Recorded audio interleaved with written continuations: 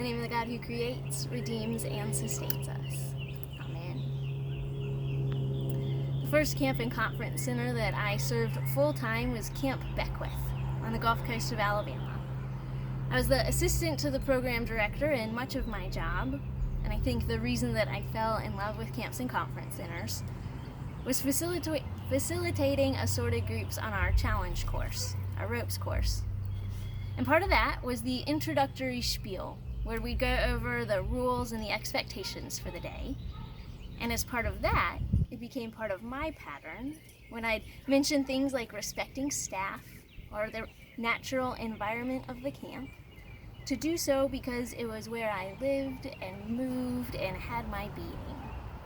I was all in, because I did, in fact, live there and eat there and work there and play there and love deeply and immensely all that happened because of the ministry there, with church groups and the unchurched, with adults and with kids, with seekers and doubters, and those who were just happy to be there and breathing bay air, and those who had thoughts that don't really belong in a video sermon about yellow flies and humidity. This phrase, though, live and move and have our being, from today's passage from Acts, has seeped through our liturgy. I'm not sure where it became so ingrained in me, but it's in the prayer for guidance that shows up in our morning prayer liturgy. Those of you who have been joining us for Thursday's night prayer may remember that it's part of the prayers of confession there. And I'd say that then, where I live and move and have my being, and even now, because of that association with that place, the phrase makes me feel deeply rooted. Coming up on 4 years here in Wilmington this summer, that's longer than I've lived anywhere in my life. So to feel deeply rooted to a place really means something.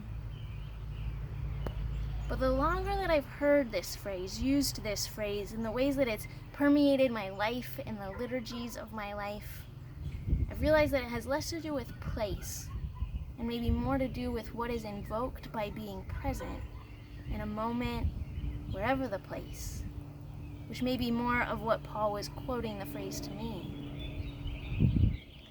You can imagine while I was working at Camp Beckwith as a 20-something still working at summer camp, I often had conversations about when I was going to get back to the real world, to a real job. Oh, how troubled I was by this.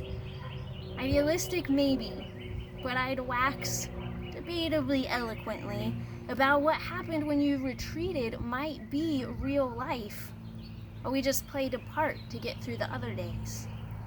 That maybe when we slowed down to make time for honest communication, maybe when we were vulnerable enough to play together or to try new things, maybe when we ordered our days by the daily office or prayers, when we genuinely engaged in servant leadership, servant ministry, was the real world. What I ultimately meant was when we were persistently, consciously aware of God and the work of God in the midst of our daily life. While preparing this sermon for this week, the 6th Sunday of the Easter season, a season of 7 Sundays that make their way towards Pentecost, I consider that maybe what happens in this season is exactly what many of us often feel in our own spiritual journeys. With Easter, we spent time learning about who Jesus is and what Jesus taught, what we learn about God and the nature of our triune God and the person and death and resurrection of Jesus. And that's not a one-time deal. If we're honest, that's a mystery that we perpetually struggle with. But also, in the mystery and in the wrestling, we feel the constant pull of the Spirit, this pull towards Pentecost, where the Spirit descends and the gospel is broken open for the whole world to hear and to understand. So how do we feel that tug? What do we do with that tug, that Spirit song? Well, Paul was certainly living into the tension. He had a rather dramatic invitation to wrestle with the mystery of who Jesus was, but then that was followed by this deep desire to share the story. And so in today's passage, we encounter him on his journey as he's spending time in Athens. The truth is that Paul clearly didn't quite understand what was going on there. The Athenians were, in fact, deeply religious. They would mark the moments of their lives, both activity and inspiration, with altars to one of their gods, because that's who brought about all things in their life. Occasionally, they might be unsure which god to credit, and so altars would be erected to unknown gods. Archaeology has offered those rather than the singular god Paul references, but in his zeal, Paul sees an opportunity, a way in, a way of talking with this community, and so he offers the answer to who their unknown God is. Now, I think it's dangerous to read a passage of Scripture and draw deeply from just that passage without considering the additional canon that might be relevant. In this case, the rest of Paul's story that's told by Luke in the book of Acts, or the writings of Paul himself. But I also believe, as our catechism reminds us, that God still speaks to us through the Bible. So perhaps as part of the living, ongoing words of God, we can hear in this passage, as a complete story in itself, our own opportunity and our own challenge. It wouldn't ever be appropriate to appropriate another culture or way of speaking or way of being in the world inauthentically, to try to persuade them to believe. However, it seems to me that it would be appropriate to see in another's culture or language or way of being in the world an opportunity to learn about how God might be present in new to you and different and wonderful ways with them. That in encountering those who are or believe differently than we do, our instinct might be to learn and then to share rather than to condemn. What a gift it could be to us to expand and embrace God's bigness.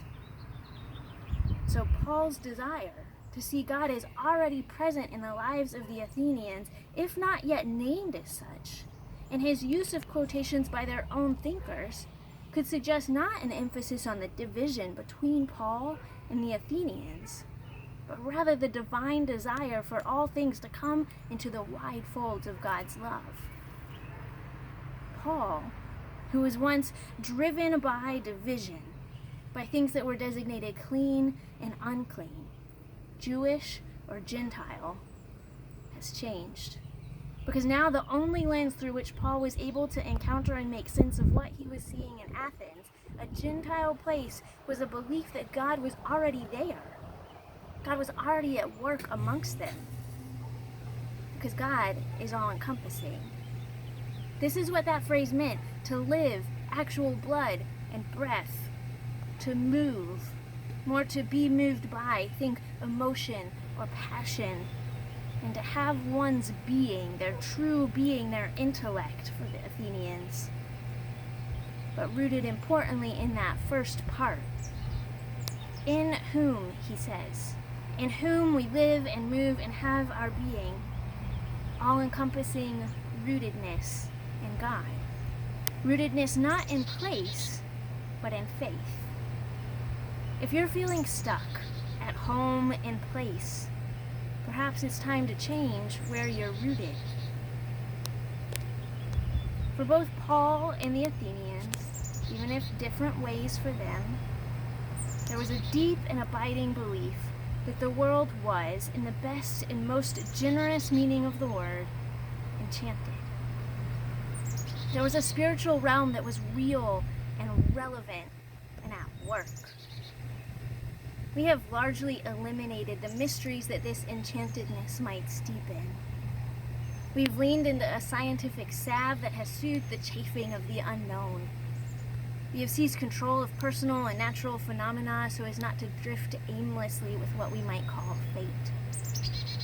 We have the internet so that we can learn things before we even have to encounter the discomfort of discovering that we didn't know them. And yet perhaps we've gotten turned around on which is the real world and which is the summer camp escape. Perhaps we might need to remind ourselves of the mystery of God, which is present and pervasive and interactive. Perhaps it's time to re-enchant the world around us. Where and when and how and with whom might it be time for us to rename the altars that we construct all the time? Not to an unknown or mistitled God, but to God the Creator, our Redeemer, a Sanctifier. How this week might you open up, or slow down, or dig deep, or go outside and experience the delight of being enchanted. Amen.